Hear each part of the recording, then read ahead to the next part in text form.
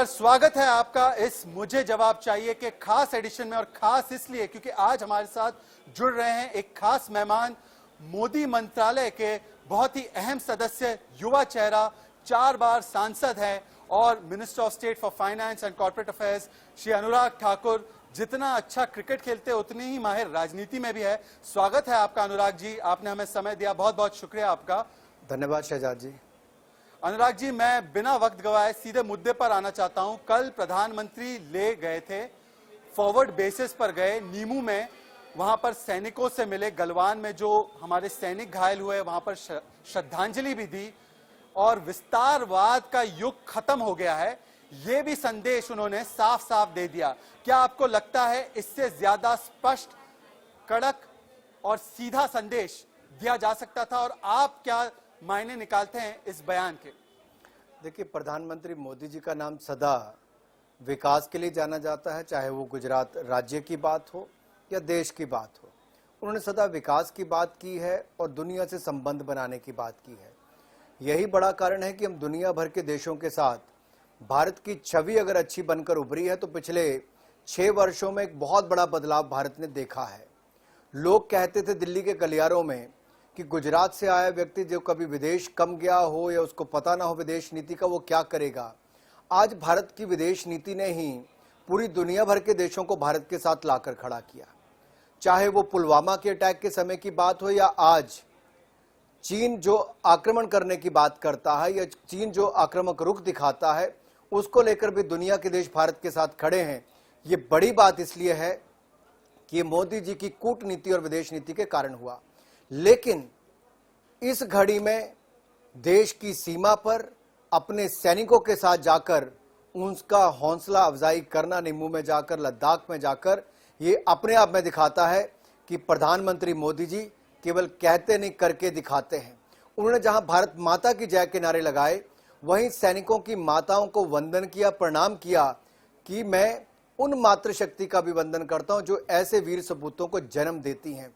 देखिए, पहली बार नहीं है शहजाद जी, शायद देश के लोग नहीं जानते होंगे कि जब कारगिल का युद्ध हुआ तब मोदी जी गुजरात के मुख्यमंत्री नहीं थे, वो किसी सरकारी पद पर नहीं थे, वो हिमाचल प्रदेश के प्रभारी थे पार्टी के नाते। और उन्होंने उस समय हिमाचल प्रदेश के मुख्यमंत्री प्रेम कुमार धूमल और स्पीकर ठाकुर गुलाब सिंह जी को लेकर वो देश की सीमा पर गए। उस समय की लड़ाई के समय भी मोदी जी किसी पद पर न रहते हुए देश के सैनिकों की हौसला अफजाई करने के लिए गए। और मैं आपको चित्र भी भेजूंगा, आप देखिए किस तरह मोदी जी उस समय भी कारगिल के युद्ध में भी साथ में खड़े थे। आज भी ऐसी परिस्थितियों में देश के बॉर्डर पर गए और हर वर्ष दिवाली भी देश के सैनिकों के साथ मनाते हैं। तो इससे पता चलता है ये देश के लिए और देश के सैनिकों के साथ सदा मोदी जी खड़े हैं। पर अनुराग जी, आपके जो राजनीतिक विरोधी है, जैसे रणदीप सुरजेवाला है, कांग्रेस के बड़े नेता है हरियाणा से, वो कहते हैं कि प्रधानमंत्री ने तो नाम भी नहीं लिया। वो कहते हैं कि आप नाम लेने से क्यों कतरा रहे हैं? देखिए, जिनका मंत्र जाप करना है, जिनके साथ डोकलाम की घटना के समय चाइनीज सूप और चाइनीज खाना खाना है, जिन्होंने चाइनीज पार्टी के साथ एग्रीमेंट साइन करना है कांग्रेस पार्टी ने, तो आप खुद कल्पना कर सकते हैं कम्युनिस्टों के साथ कांग्रेस का क्या समझौता है और क्या एग्रीमेंट साइन किया, आज तक वो देश को बता नहीं पाए। डोकलाम के समय जब देश के सैनिक वहां पर लड़ रहे थे तो राहुल गांधी चाइनीज एम्बेसडर के साथ सूप पी रहे थे, खाना खा रहे थे।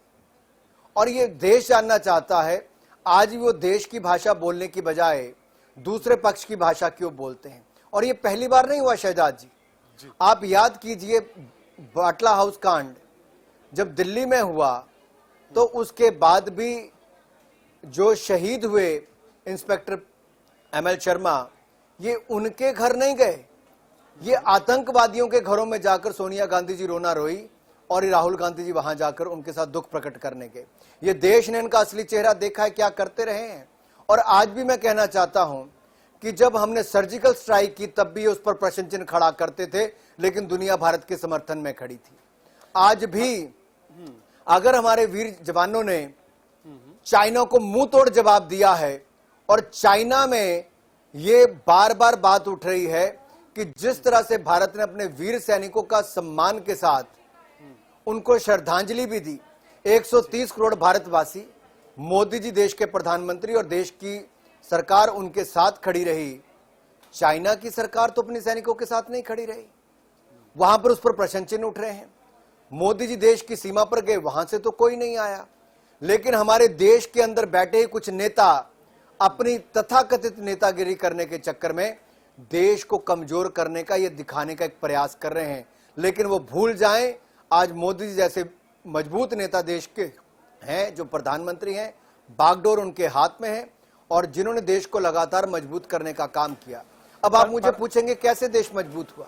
जी, पर अनुराग जी, जी मैं उससे पहले आपको बताना चाहता हूं कि राहुल गांधी, आप पता नहीं उनको ट्विटर पर फॉलो करते हैं कि नहीं करते हैं। राहुल गांधी लगातार हर सुबह ट्वीट करते हैं, आज भी उन्होंने ट्वीट किया है। उन्होंने कहा है कि लद्दाखी लोग ये गवाही दे रहे हैं कि चाइना ने आकर घुसपैठ की है, हमारी जमीन पर कब्जा किया है, और प्रधानमंत्री कहते हैं 1 इंच जमीन नहीं गई है, एक पोस्ट पर कब्जा नहीं हुआ है। तो झूठ कौन बोल रहा है? वो उन्होंने वीडियो भी डाला है कुछ लद्दाखी लोगों का, आपने शायद देखा होगा या नहीं देखा होगा, पर उन्होंने लद्दाखी लोगों का एक वीडियो डाला है, टेस्टिमोनियल डाला है कि देखिए हमारी जमीन पर चीन ने कब्जा किया है। अनुराग जी, उसका जवाब क्या है?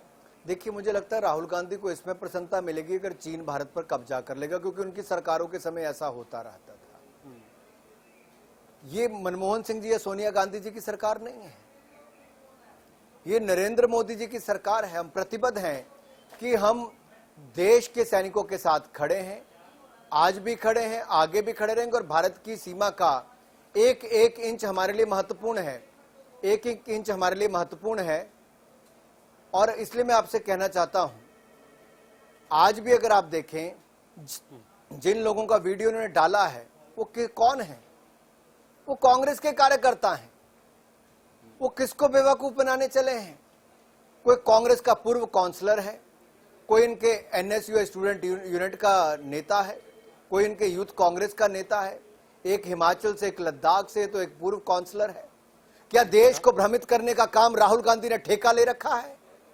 क्या कांग्रेस पार्टी आज देश के समय, जब देश लड़ रहा है देश की सीमा पर अपने लिए, तो उस समय ये देश को कमजोर करने के लिए इस तरह से झूठे वीडियो डालते रहेंगे? क्या दिखाना चाहते हैं राहुल गांधी?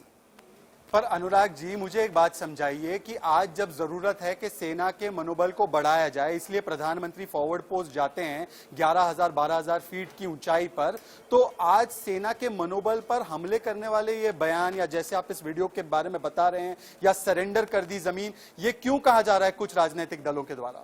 प्रधानमंत्री फॉरवर्ड पोस्ट पर गए, लेकिन कुछ कॉवर्ड यहां पर बैठे दिल्ली की राजधानी में, वो केवल अपनी राजनीतिक रोटियां सेंकते हैं। ये कॉवर्ड भी हैं, कांग्रेसी भी हैं, करप्ट भी हैं, और इनका काम ये होता रहा है।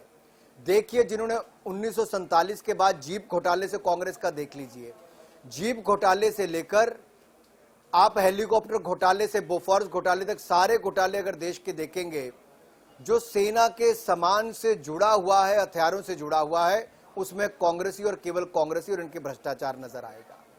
और ये मैं संसद में भी कहता रहा हूं, आज आपके कैमरे पर भी कह रहा हूं, कांग्रेसी दलालियां खाते रहे हैं। देश की सेना के लिए जब सामान खरीदना होता तो इन्होंने वही काम किया है। और आज इनके मित्र लोग इंग्लैंड में छिपकर बैठे हैं, लेकिन वो भी ज्यादा देर छिप नहीं पाएंगे। मैं आपको स्पष्ट करना चाहता हूं, अगर S-400 मिसाइल लेने का काम किसी ने किया तो मोदी सरकार ने किया। दुनिया भर के देश दबाव बनाते रहे, लेकिन मोदी जी ने देश की सुरक्षा के लिए वो निर्णय किया, रूस से हम खरीद रहे हैं। इसके अलावा अपाचे हेलीकॉप्टर हो, चिनूक हो, ये हमने खरीदे हैं। 36 रफाल हो, हमने खरीदे। 2 लाख बुलेट प्रूफ जैकेटें हमने खरीद कर दी। 49% से 74% विदेशी पूंजी निवेश हथियार बनाने के लिए हिंदुस्तान में हमने निर्णय किया। लिस्ट ऑफ वेपन्स बनेगी कि हिंदुस्तान में हथियार बनेंगे, हमने किया। उनके लिए विशेष तौर पर हमने एक बजट का सैंक्शन किया। चीफ ऑफ डिफेंस सर्विसेज का हमने पोस्ट बनाई और रावत जी को उसके ऊपर नियुक्त किया। ये सारे कदम भारत ने उठाए हैं। भारत में भारतीय जनता पार्टी की सरकार ने, नरेंद्र मोदी जी ने उठाए हैं। कांग्रेस के समय 10 साल अगर मैं यूपीए की सरकार के कहूं तो एक बुलेट प्रूफ जैकेट भारत के सैनिकों को खरीद कर नहीं दे पाए। मोदी जी ने 3 वर्षों के अंदर 2 लाख बनाकर दे दी, सारी काम पूरा करके दे दिया। हेलीकॉप्टर से लेकर लड़ाकू विमान तक खरीद कर दे दिए, आधुनिक हथियार खरीद कर दे दिए। सेना को बॉर्डर तक जाने के लिए अच्छी सड़कें और पुल बनाकर दे दिए, रेल लाइन अलग बनाकर लेह तक दे रहे हैं। क्या कांग्रेस इसका कोई जवाब दे पाएगी? कांग्रेस केवल राजनीति करती रही और वहां पर पीठ दिखाती रही कायरना पूर्वक तरीके से। ये कम्युनिस्ट पार्टी के साथ समझौते करती रही। भारतीय जनता पार्टी ने ऐसा कुछ नहीं किया। भाजपा ने देश के हित में सब निर्णय किए। अनुराग जी, आप कैप्टन विक्रम बत्रा की पावन भूमि हिमाचल से आते हैं। हिमाचल का और आर्मी का बड़ा गहरा रिश्ता रहा है। अब देखिए, हमले करते करते उदित राज है, राष्ट्रीय प्रवक्ता है, आपके साथी भी रह चुके हैं, बीजेपी में सांसद भी थे। वो कहते हैं कि ना आपने कोई डिजिटल स्ट्राइक किया, 59 ऐप को लेकर वो बात कर रहे थे, और वो कह रहे थे कि बालाकोट एयर स्ट्राइक भी एक तरीके से फर्जिकल स्ट्राइक था। तो आप इस बयान का क्या मायने निकालते हैं आप इस बयान के? देखिए, वो हताश और निराश लोग हैं जो सत्ता के बिना जी नहीं सकते। जैसे बिन पानी मछली तड़पती है, वैसे बिन सत्ता कांग्रेसी तड़पते हैं, और इनकी तड़प सारा देश देखता है। ये लगातार दूसरी बार सत्ता से बाहर रहे और मोदी जी को पूर्ण बहुमत देश की जनता ने दिया, इसलिए कड़े और बड़े निर्णय मोदी जी कर पाते हैं। ये लोग काले धन के खिलाफ भी जब मोदी जी ने डिमोनेटाइजेशन की, तब भी ये लोग रोए। जब पाकिस्तान पर सर्जिकल स्ट्राइक की तो कांग्रेसियों को पीड़ा सबसे ज्यादा हुई। आखिरकार कांग्रेस को पीड़ा क्यों होती है अगर हम लोग सर्जिकल स्ट्राइक करते हैं? तो बालाकोट का बदला लेते तो इनको दर्द क्यों होता है? और मैं जिस तरह से हमने 100 से ज्यादा आतंकवादी जम्मू कश्मीर में पिछले कुछ दिनों में मारे हैं, इसमें कांग्रेसियों को दर्द क्यों होता है? खुशी क्यों नहीं होती इनको? ये पाकिस्तान के एजेंडे पर ट्वीट क्यों करते हैं? अभी जो पीछे 2 दिन पहले कश्मीर में सीआरपीएफ के एक जवान की हत्या भी हुई, जो शहादत उनकी हुई, एक स्थानीय नागरिक की भी उसमें हत्या आतंकवादियों के द्वारा हुई, उसमें भी कांग्रेस पाकिस्तान के एजेंडे को लेकर आगे क्यों बढ़ती है? मैं कांग्रेस से सवाल पूछना चाहता हूं, आखिरकार उनकी ऐसी कौन सी मजबूरी है कि कांग्रेस पाकिस्तान और चाइना के हाथों में खेलती है? क्या राजनीति के लिए कांग्रेस इतना नीचे गिर जाएगी कि उनकी ये हालत हो जाएगी? और मैं तो वीरभूमि हिमाचल प्रदेश से आता हूं।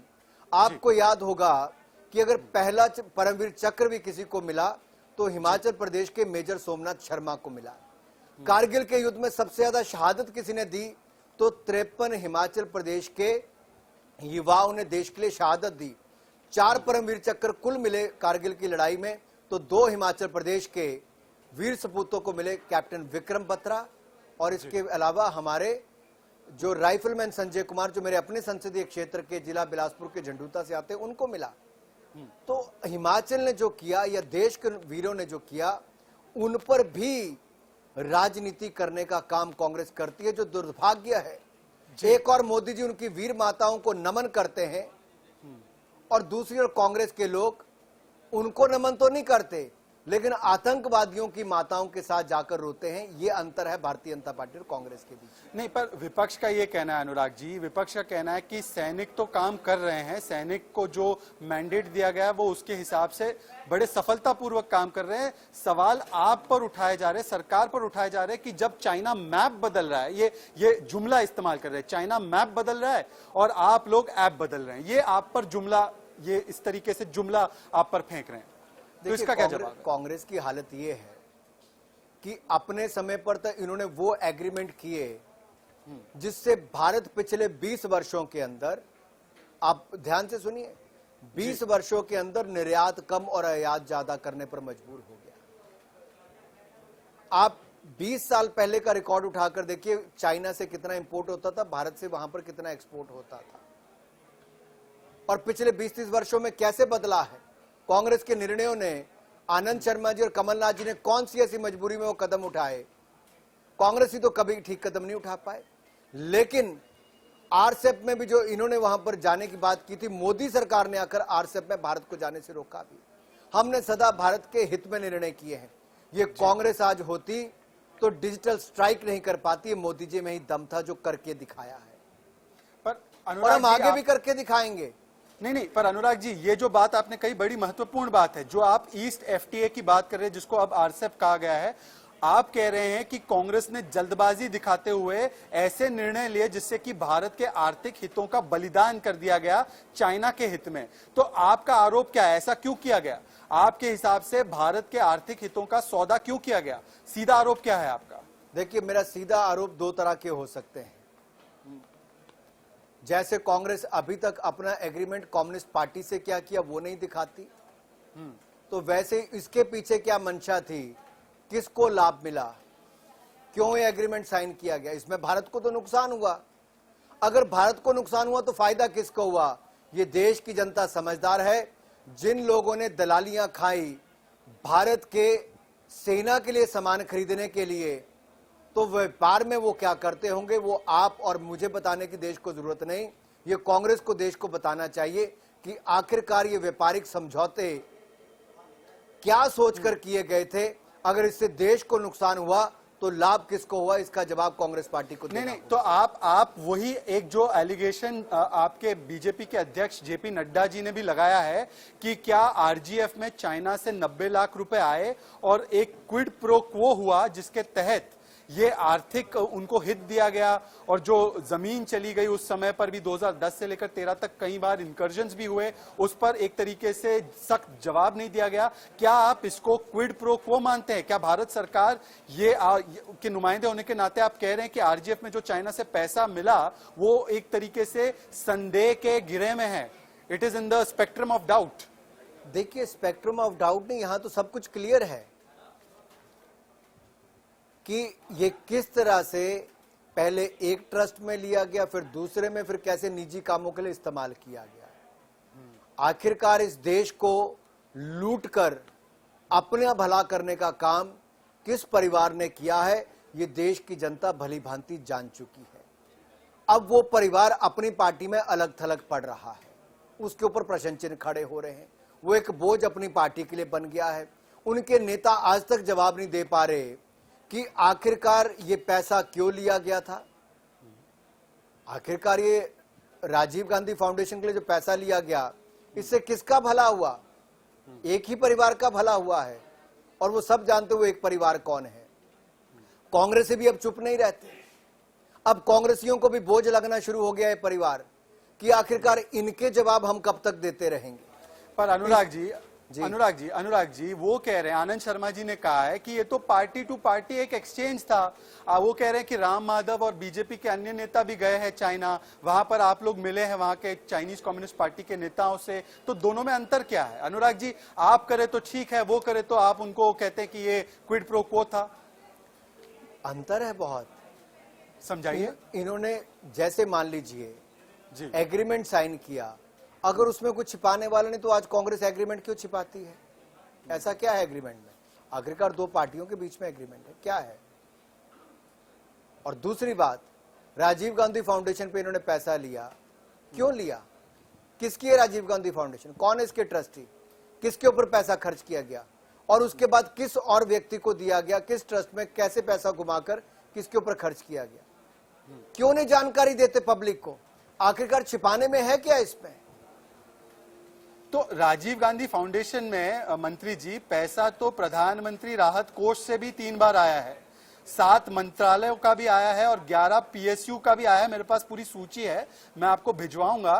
तो क्या इस तरीके से जो पैसा, जनता का पैसा प्राइवेट एक ट्रस्ट में जाता है, क्या ये नियम कानून के अनुसार था? क्योंकि आप कॉर्पोरेट अफेयर्स के भी मंत्री हैं, मिनिस्ट्री ऑफ फाइनेंस भी देखते हैं आप, तो मुझे बताइए कि ये जो पैसा गया, इसमें आपको लगता है कि नियम कानून को ताक पर रख के एक प्राइवेट हित के लिए पैसा दिया गया? देखिए, समझना ये जरूरी है जी कि आखिरकार दबाव किसने बनाया ये पैसा देने के लिए, क्यों गया, क्या आवश्यकता थी, किन कामों पर खर्च हुआ, और आखिरकार संदेह के घेरे में यही परिवार, इन्हीं का ट्रस्ट, ये सब क्यों आता है? जमीनें बेशकीमती जमीनें इनके ट्रस्ट को क्यों दी जाती हैं? आखिरकार वो ट्रस्टों में हजारों करोड़ के घपले क्यों होते हैं? आखिरकार ये दोनों बेल पर क्यों हैं? क्यों हैं दोनों बेल पर?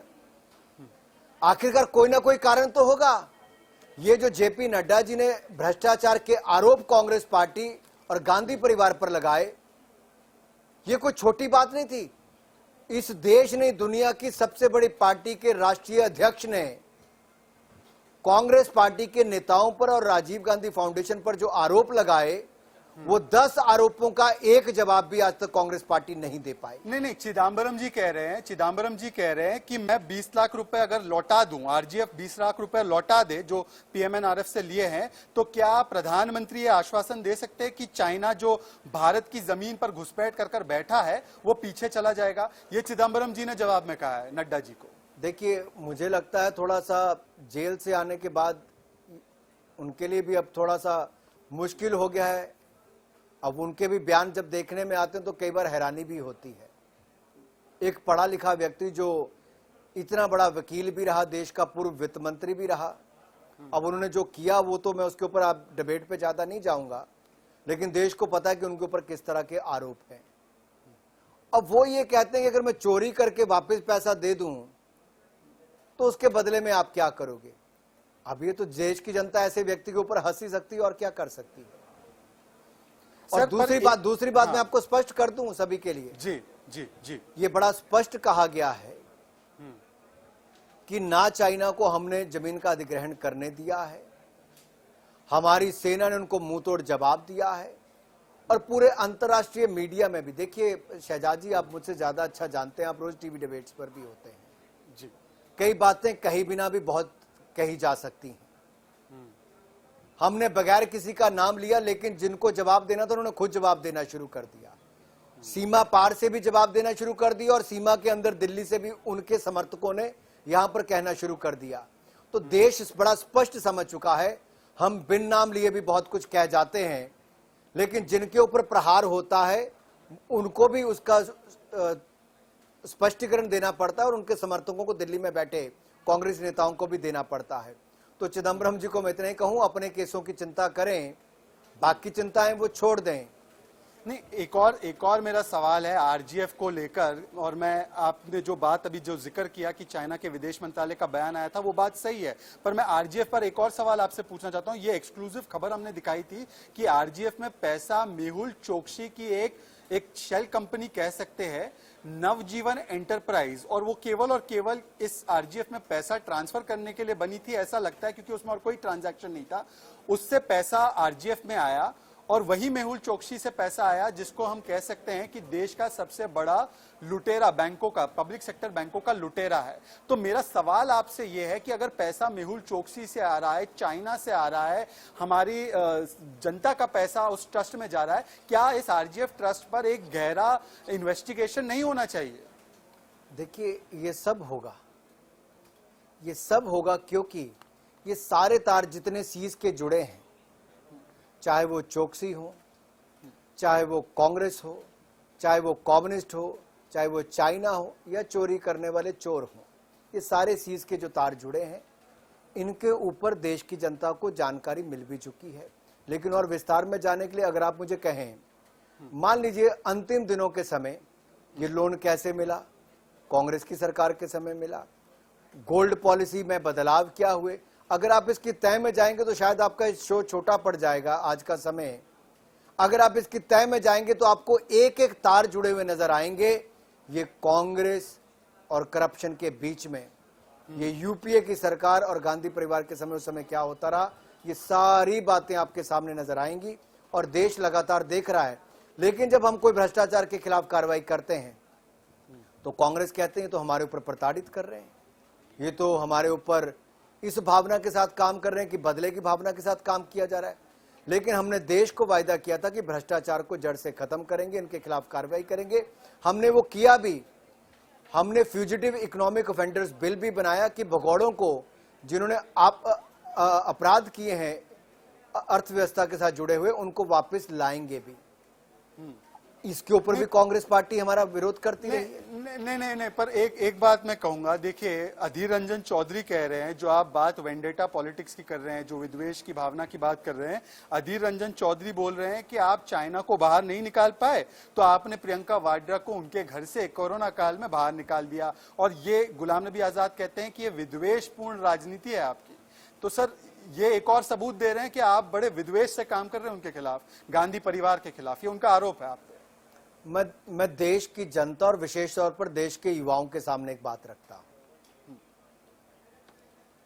क्या इंदिरा गांधी की पोती होना ये हक दे देता है कि आप इस देश के साथ कुछ भी करें। रॉबर्ट वड्रा जी जितने मर्जी घोटाले करें, आपकी सरकार जितने मर्जी आपके मंत्री उस समय घोटाले करें,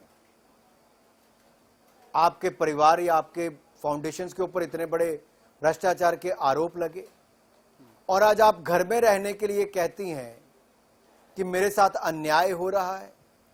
आखिरकार कानून तो 130 करोड़ भारतीयों के लिए एक जैसा है कि इस परिवार के लिए कानून भी अलग बनाया जाएगा। अगर देश को ऐसा लगता है तो तय करना चाहिए। अगर यूपी की सरकार कानून के अंतर्गत कोई कार्रवाई करती है तो यह कह देना कि मैं इंदिरा गांधी की पोती हूं, तो इससे क्या होगा? क्या आज भी अपने आप को एलीट मानते हैं? हम 130 करोड़ की जनता एक तरफ, हम एक परिवार एक तरफ, ये कैसे चल पाएगा? देश बदल चुका है, समाज बदल चुका है, और मैं आपको ये कहना चाहता हूं, देश ईमानदारी की राह पर चला, देश सशक्त हुआ है। मोदी जी के नेतृत्व में देश ने आगे बढ़ने का काम किया, चाहे वो अर्थव्यवस्था की दृष्टि से हो या सशक्त हमारी सेना को करने की बात हो।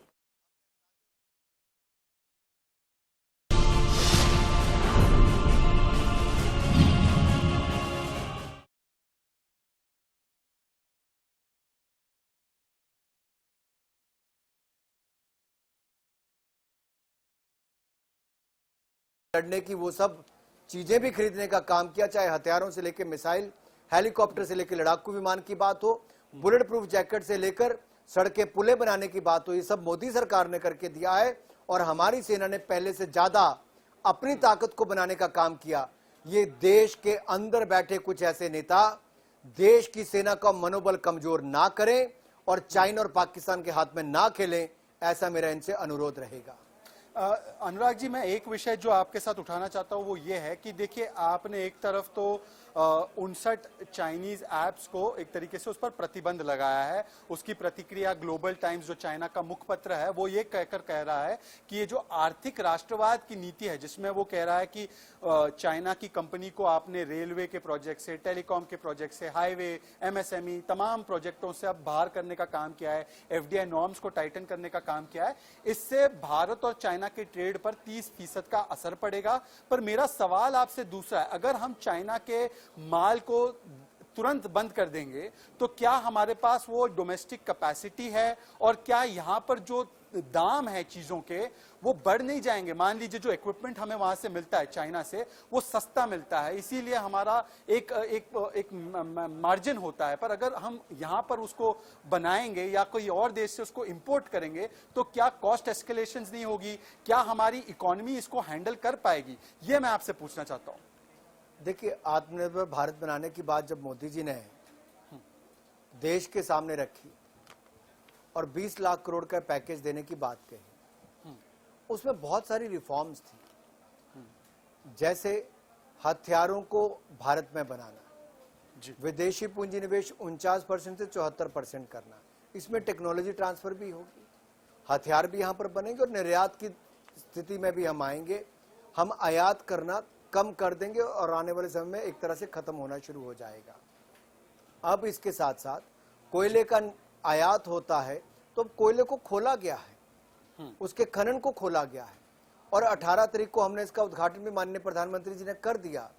अब इसमें नई खनन की कंपनियां आएंगी तो उससे क्या होगा? इंपोर्ट कम होगा और भारत आत्मनिर्भर होगा। इसी तरह से अंतरिक्ष के क्षेत्र में हमने और खोला है, जैसे एलोन मस्क की कंपनी अगर अमेरिका से काम करती है, यहाँ पे कोई और कंपनियां काम कर सकती है, हिंदुस्तान के लोग काम कर सकते हैं, हिंदुस्तान के युवा जो स्टार्टअप्स में काम करते हैं वो कर सकते हैं। लेकिन आपके पुराने एग्रीमेंट अगर चाइना जैसे देशों को ज्यादा लाभ देते थे और भारत के व्यापारी का नुकसान होता था, तो क्या आपको उस पर कदम नहीं उठाने चाहिए? अगर डिजिटल स्ट्राइक करने के बाद भारतीय एप्लीकेशंस को हो सकता है शहजाद जी कि एक महीना दिक्कत आए, कहीं पर टेक्नोलॉजी में थोड़ा बदलाव करना पड़े, कैपेसिटी बिल्डिंग करनी पड़े, क्या भारत के लोग एक महीना अपना मनोरंजन कम नहीं कर सकते? चाइनीज ऐप की बजाय भारतीय एप्लीकेशंस को अगर वो बढ़ने का अवसर मिलेगा तो उनकी वैल्यूएशन बढ़ेगी, यहां पर रोजगार और ज्यादा मिल पाएगा। क्या हम एक महीना अपनी कंपनियों को आगे बढ़ने का अवसर नहीं दे सकते ताकि वो आगे बढ़कर आए, बाकी दुनिया की कंपनियों को कम्पीट करें? आखिरकार अगर हम थोड़ा सा महंगा भी सामान, मैं आपसे कहता हूं कि मान लीजिए थोड़ा सा महंगा सामान भी खरीदना पड़ता है, अगर लाल बहादुर शास्त्री जी के कहने पर उस समय का भारत और भारतवासी उपवास रख सकते हैं, एक समय का खाना छोड़ सकते हैं, देश के लिए समर्पित हो सकते हैं, तो आज का भारत तो उससे ज्यादा शक्तिशाली है, बहुत कुछ कर सकता है। अगर हम 6-7 महीने के लिए, 8 महीने के लिए देश की गरीब जनता को, 80 करोड़ लोगों को अन्न देने का काम, राशन देने का काम करते हैं जी, तो उसी समय दूसरी ओर क्या हिंदुस्तान के लोग ये जो एंटरटेनमेंट वाली एप्स है, मनोरंजन वाली एप्स हैं, क्या इन पर इतना देश का साथ नहीं दे सकती? मुझे लगता है हम सब लोग समर्पित हैं, देश समर्पित है। स्वागत किया है जो स्टार्स थे उन एप्लीकेशंस पर, उन लोगों ने भी कहा हमें देश सबसे आगे है। वो हर जाति धर्म के लोगों ने अपने उससे बाहर निकलकर देश के हित में कहा कि हम देश की सेना के साथ खड़े हैं, देश की सरकार के साथ खड़े हैं, क्योंकि आज देश को हमारी जरूरत है। हमारे हीरोज देश के सैनिक हैं, हम तो एप्लीकेशंस में हीरो है मनोरंजन करने के लिए, आज हम देश के असली हीरोज के साथ खड़े हैं। पर अनुराग जी देखिए, आपने अभी जो जिक्र किया 80 करोड़ लोगों को आप जो अन्न देंगे अगले कुछ महीनों तक, कांग्रेस पार्टी और विपक्षी पार्टी कह रही है ये तो बिहार चुनाव को मद्देनजर रखते हुए आपने, सोनिया गांधी ने जो आपको एडवाइस दी थी कि भाई इसको बढ़ा दीजिए कुछ महीनों के लिए, तो आपने बिहार के चुनाव तक इसको बढ़ा दिया। वहां पर उनको दिखाई दे रहा है कि आपने वोट बैंक की राजनीति की है, बिहार के मतदाताओं को खुश करने के लिए छठी मैया की पूजा तक इसको बढ़ा दिया है। देखिए, दो बातें हैं, जिन लोगों को राजनीति करनी और गरीबों की भला नहीं करना, क्योंकि कांग्रेस पार्टी वो है शहजाद जी जो आजादी के बाद से नारा लाती है, जवाहरलाल नेहरू जी के समय से लेकर राहुल गांधी जी और प्रियंका गांधी जी के समय तक ये एक ही नारा लगाते रहे, गरीबी हटाओ। इनके समय में गरीब मिट गया लेकिन गरीबी नहीं हटी। मोदी सरकार ने लगातार कदम उठाए गरीबी हटाने के लिए, गरीबों को गरीबी रेखा से बाहर निकालने के लिए। इन लोगों ने तो बैंकों का राष्ट्रीयकरण किया लेकिन बैंक खाते नहीं खोल पाए थे। वो मोदी जी ने आकर 40 करोड़ लोगों का जनधन योजना में खाते खोले, उन खातों में पैसे डालने का काम डीबीटी के माध्यम से मोदी जी ने पिछले 5 वर्षों में किया, और लाखों करोड़ जो कांग्रेस के समय भ्रष्टाचार में खाए जाते थे, जो राजीव गांधी जी कहते थे कि मैं 100 रुपया भेजता हूं 15 रुपए पहुंचते हैं, मोदी जी 100 रुपया भेजते हैं तो 100 रुपया गरीब के खाते में पहुंचता है, क्योंकि आधार का इस्तेमाल किया जाता है, जनधन अकाउंट खोले गए, मोबाइल की टेक्नोलॉजी यूपीआई भीम का इस्तेमाल किया गया, जितना पैसा भेजते हैं उतने लोगों के खाते में आते हैं। और आज इस संकट के समय, महामारी के समय में भी 73,000 करोड़ रुपए से ज्यादा हमने सीधा लोगों के खाते में डाला, तो ये नरेंद्र मोदी जी की सरकार ने डाला है। ये कांग्रेस कल्पना में भी नहीं सोच सकती थी कि ऐसा भी हो सकता है, लेकिन हमने करके दिखाया है।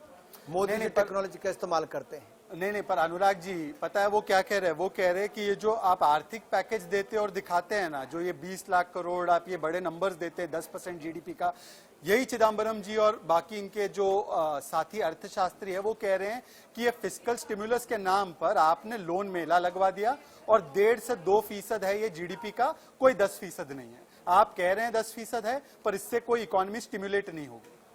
देखिए, इनकी प्रॉब्लम ये है कि जब ये लोग कहते थे 5% अर्थव्यवस्था का, हमारी जीडीपी का आप लोग पैकेज दीजिए, हमने 10% दिया तो उनको लगा ये कर क्या दिया मोदी जी ने, इतना बड़ा कदम उठा लिया देश के हित में, तो पहले तो कांग्रेस ही बैकफुट पर चले गए। लेकिन इन्होंने अध्ययन नहीं किया कि दुनिया भर के देशों का अगर आप पैकेज देखेंगे तो उसी तर्ज पर है जैसे भारत का पैकेज भी है। या आप कह लीजिए भारत का पैकेज दुनिया भर के देशों ने जो पैकेज दिया उसी तर्ज पर है। ये तुलना कीजिए, मैं स्पष्ट तौर पर कहता हूं जी, आखिरकार हमने 63,000 करोड़ रुपया पिछले 2 महीने के अंदर इनकम टैक्स का रिफंड दे दिया, जो कांग्रेस सपने में नहीं सोचती, इनके 2-2 साल में इनके समय नहीं वापस आता था। हमने जीएसटी का रिफंड राज्यों की सरकारों को दिया। इसके अलावा हमने जो टीडीएस टीसीएस उसमें 25% की कटौती कर दी। 1 लाख करोड़ रुपया हमने एमएसएमई सेक्टर और व्यवसायियों के लिए जो हमने दिया वो मात्र 7.5% ब्याज पर दिया। 1 साल में उसका मॉरेटोरियम पीरियड, आपको कोई किस्त वापस उस पर नहीं करनी है, और 4 साल का इसके लिए टेन्योर है। इसके अलावा हमने जो बाकी कदम उठाए हैं वो सारे सीधे जनता के हित में हैं। आप देखिए, आप अनुराग देखिए- जी, अनुराग जी माफी से अनुराग जी वो कह रहे हैं कि आप तो जनता पर बोझ डाल रहे हैं, आप एक्साइज ड्यूटी बढ़ा रहे हैं, पेट्रोल और डीजल के दाम लगातार बढ़ रहे हैं। वो तो कह रहे हैं कि आपने देश की जनता को एक तरीके से सही में आत्मनिर्भर बना दिया कि भाई आप ही लड़ो इस व्यवस्था से और इस अर्थव्यवस्था में आप अपने हवाले हो। क्या ऐसा किया है क्या? मैं खुली चुनौती देता हूं कांग्रेस को कि आप करिए ना, आपके राज्यों की सरकारें हैं जिन्होंने तेल के दाम क्यों बढ़ाए, उन्होंने लोकल टैक्सेस क्यों बढ़ाए, क्यों नहीं आप उनको आदेश देते?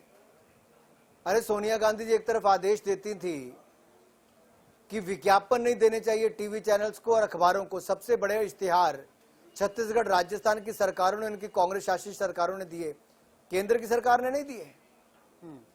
इनकी सरकारों ने राजीव गांधी जी की जयंती मनाने के लिए कोई और स्कीम लॉन्च करने के लिए 5-5 पन्नों का इश्तिहार दे दिया। आप कहते कुछ है, करते कुछ है। देश कांग्रेस का असली चेहरा जानता है कि ये केवल दिखावा करते हैं, राजनीति करते हैं, केवल प्रेस नोट और ट्वीट तक सीमित रहते हैं, केवल मीडिया तक खेलने का काम करते हैं, जमीन पर कुछ नहीं करते। अगर जमीन पर करते तो आज कांग्रेस की दुर्गति ना होती।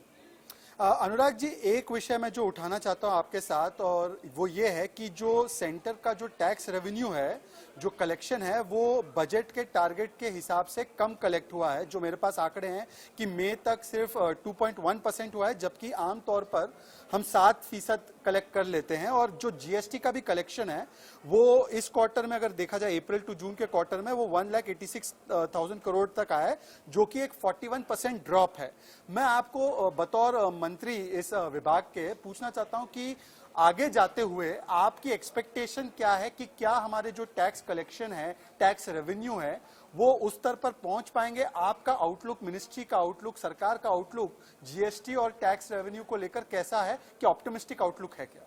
देखिए, दुनिया भर के अर्थशास्त्रियों ने और एजेंसीज ने बार बार रेटिंग में बदलाव किए हैं। इसका कारण क्या है? क्योंकि स्थिति सामान्य नहीं थी, ना देश की ना दुनिया की। और जब लॉकडाउन के समय व्यापारी ना चलता हो, खरीदारी ना होती हो, तो उस समय आप ये कहें कि टैक्स कलेक्शन होगी, तो मुझे लगता है ना हमारी एक्सपेक्टेशन थी ना होती। लेकिन जैसे ही अनलॉक 1 हुआ, अनलॉक 2 की दिशा में हम बढ़े, वैसे आपने देखा होगा इसमें बढ़ोतरी हुई और पिछले महीने 90,000 करोड़ से ज्यादा की जीएसटी कलेक्शन हुई है। तो एक तरह से हम सामान्य की तौर पर दिशा में बढ़े हैं। और ईयर ऑन ईयर बेसिस पर अगर आप देखेंगे तो हमने अच्छा प्रदर्शन किया है। इस महीने जब स्थिति और सामान्य होगी और सेक्टर्स खुल गए होंगे और व्यापार बढ़ेगा, लोगों में और साहस बढ़ेगा, तो अपने आप नंबर्स बेहतर होते चले जाएंगे। लेकिन जो पहले 3 महीनों में आपने खोया है जी, उसके लिए अर्थव्यवस्था में जितनी तेजी आएगी उतना ही आप रिकवरी कर पाओगे। लेकिन हमने राज्यों को उसके बावजूद भी 92,000 करोड़ रुपया पहले 2 महीनों में सेंटर करके डेवल्यूशन ऑफ सेंट्रल टैक्सेस के रूप में दिया है। 51,000 करोड़ रुपया जीएसटी कंपनसेशन सेस दिया। रेवेन्यू डेफिसिट ग्रांट के रूप में 20,000 करोड़ रुपया दिया। वेज एंड मीन्स एडवांसेस में 60% की वृद्धि हमने राज्यों को दी। और जो एफआरबीएम एक्ट के अनुसार उनको 3% पैसा ही केवल रेज करना था, हमने 3% की बजाय 5% रेज करने की बात कही, ताकि उनको 4.5 लाख करोड़ रुपया राज्यों को ज्यादा मिल सके, राज्यों को कोई कमी ना आए। ऐसा प्रयास हमने लगातार करके दिया है।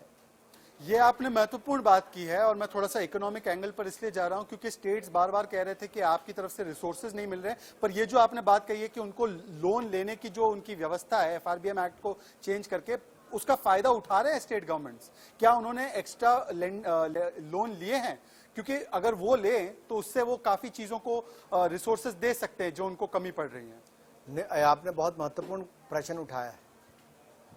जितनी मांग थी, क्योंकि केंद्र लगातार अपना हिस्सा देता रहा, पैसे देता रहा, टैक्सेस का हिस्सा भी देता रहा, और वो हमारी जिम्मेदारी भी थी। हमने अपने टैक्स कलेक्शन ना होने के बावजूद भी हमने वो किया ताकि राज्यों को कमी ना आए। हमने अन्न भी दिया, धन भी दिया, और कई राज्यों को मैं कहूं जहां हमने 3 महीने का उनको अन्न पहुंचा भी दिया है जी, उनका अभी तीसरे महीने का बटा तक नहीं, और हमने अगले 4 महीने 5 महीने और देने की बात कह दी है। ये मोदी जी की सरकार है जो न राज्यों की सरकारों को न जनता को कोई कमी आने दे रही है। हालांकि हमने जो 7.8 लाख करोड़ रेज करने की बात कही थी, ऋण इस साल, हाँ, अब उसकी बजाय हम लोग 12 लाख करोड़ रुपया ऋण रेज करेंगे, तो केंद्र की सरकार ज्यादा कर्जा लेगी ताकि देश की जनता और राज्यों को कोई कमी ना आए और देश के विकास में भी कोई कमी ना आए। एक खुशखबरी ये है अनुराग जी कि जो अनएम्प्लॉयमेंट रेट जो 27% तक पहुंच गया था, जो सीएम आई बताती है, वो अब प्री कोविड लेवल पर पहुंच चुका है, मतलब 8.5% की दर पर। हालांकि ये सीएम आई का आंकड़ा है, तो रूरल एम्प्लॉयमेंट मिल रही है। पर मेरा आपसे सवाल ये है कि जो इतना बड़ा जनसंख्या, हमारी पॉपुलेशन फिर से शहरों से गांव की ओर चली गई है, जो मजदूर, श्रमिक, प्रवासी मजदूर वापस गए हैं, उनके लिए गांवों में रोजगार क्रिएट करने का क्या प्लान है? मोदी का क्या प्लान है? मोदी सरकार का क्या प्लान है? देखिए, दो बातें हैं। एक तो जब ये मजदूर भाई हमारे वापस गए, तब हमने 1,01,000 करोड़ रुपए का बजट मनरेगा का कर दिया। अब इसकी तो कांग्रेस को तारीफ करनी चाहिए थी। आखिरकार हमने गरीबों के लिए अन्न के साथ साथ उनके लिए रोजगार का प्रावधान भी किया, लेकिन उन्होंने एक शब्द इसके बारे में नहीं कहा। हमने दिहाड़ी 182 से बढ़ाकर 202 रुपए कर दी। 300 करोड़ कार्य दिवस, मैन डेज या परसेंटेज, हमने वो बढ़ा दिए। अब आप देखिए, ग्रामीण क्षेत्रों में रोजगार देने के लिए मोदी जी ने स्कीम लॉन्च कर दी। तो पश्चिम बंगाल अपना आंकड़ा तो आज तक दे नहीं पाया कि कितने लोगों को रोजगार देना चाहिए या उनको क्या, कितने लोग वापस आए, लेकिन इच्छा व्यक्त करते हैं कि हमें इस योजना में शामिल किया जाए। हमने उसके बावजूद कहा कि जिस दिन आप भेजोगे हम आपको शामिल भी कर लेंगे। तो राज्य राजनीति करने में ना लगे, राजधर्म निभाएं और लोगों की सेवा करने में काम करें।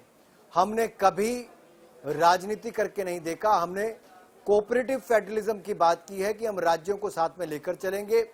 देश के विकास में, विकास के भागीदार के रूप में राज्य की सरकारों को हमने सदा लिया है और आगे भी लेंगे। चलिए, जाते जाते मैं एक दो और सवाल आपसे पूछना चाहता हूं अनुराग जी। क्या राहुल गांधी, मुझे लगता है आपसे थोड़े से ही बड़े हैं उम्र में, उनका हाल ही में बर्थडे भी गया है, 50 साल के हो चुके हैं, क्या राहुल गांधी के मन में और भी कोई शंका होगी चाइना की तथाकथित घुसपैठ को लेकर या कोई और विषयों पर? तो क्या आप उनको बुलाकर, सोशल डिस्टेंसिंग मेंटेन करके चाय पर बुलाकर उनको थोड़ा सा बता देंगे कि क्या स्थिति है, कैसे लड़ रहे हैं, क्या कर रहे हैं, ताकि वो भी संतुष्ट हो जाए?